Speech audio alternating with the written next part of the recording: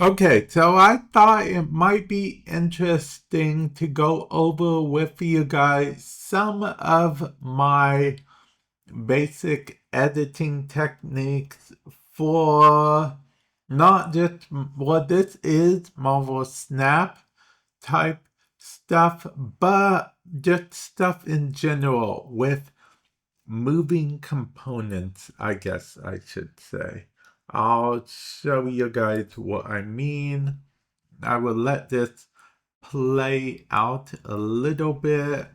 So as you can see, I've muted this so you guys don't hear like an echo. But as you guys can see, if we play this out, I have the cards just appear there on screen.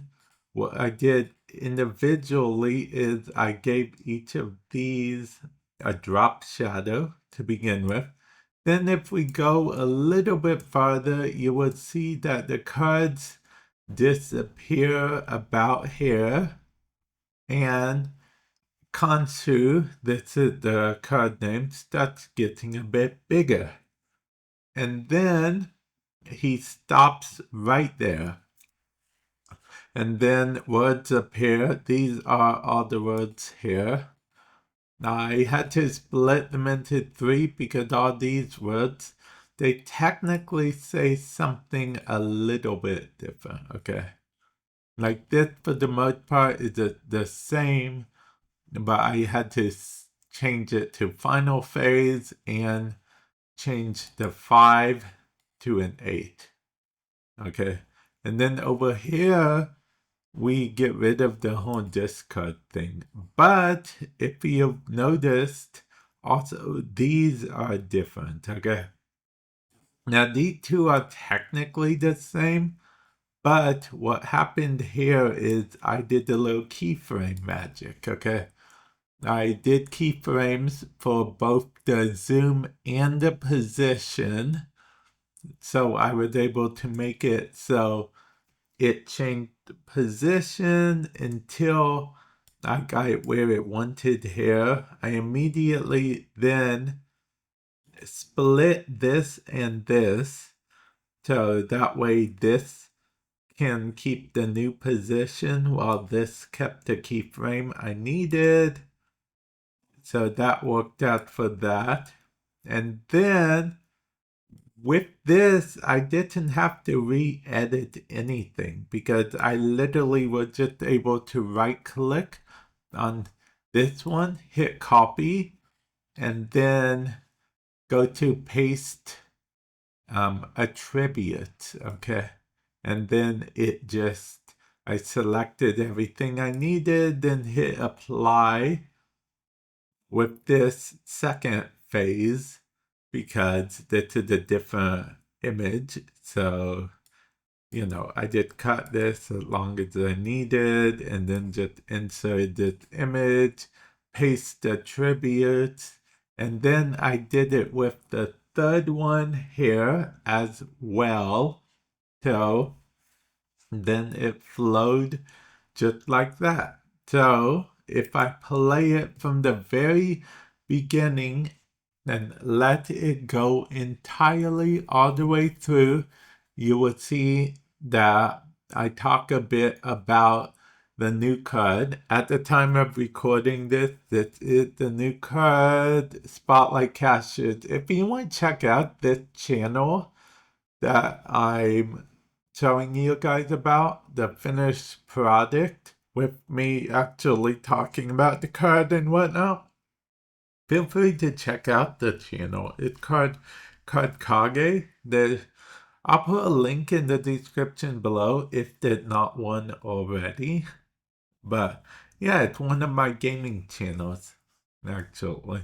The reason we're going through this because I want to show you guys the sort of smooth animation style thing. The smooth animation thing you kind of get from keyframes.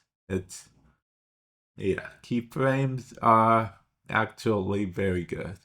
And keyframe buttons are just here, so it's not as hard as you'd think. In fact, see, I literally just here was able to make sure this was selected, press these two, and then just go over here, make sure again this was selected, and then just move it to where I want, and then the end result to be. And then the keyframe, it would just do it naturally. You don't even have to do like one frame at a time stuff like you used to have to do back in the day. It's pretty convenient.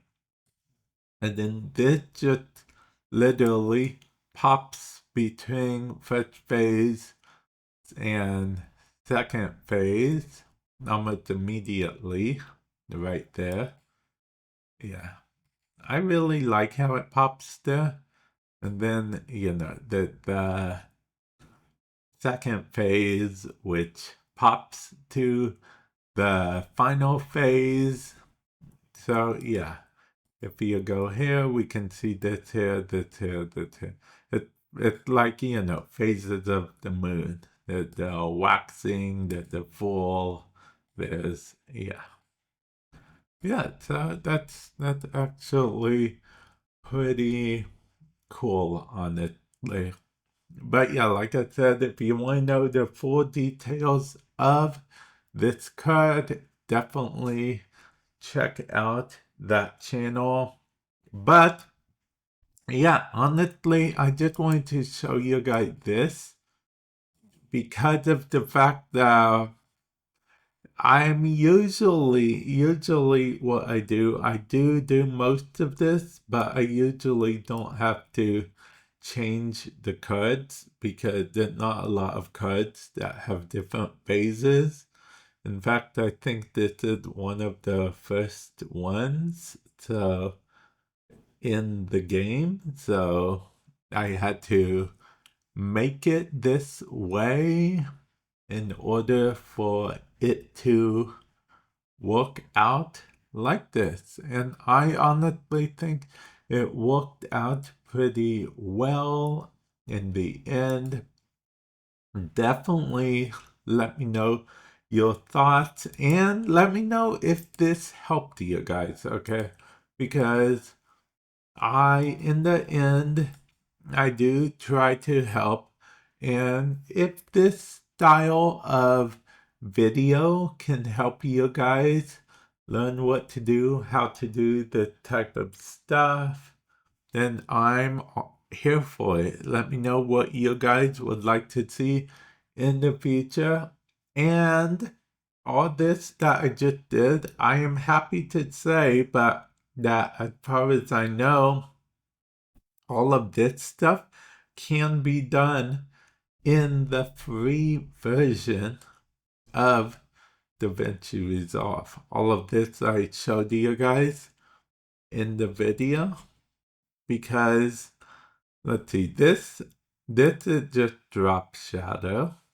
I didn't apply any transition, like, you know, any crossfade or anything. I didn't apply any of that. In theory, you could, but keep in mind the free version doesn't have crossfade as a transition at this time.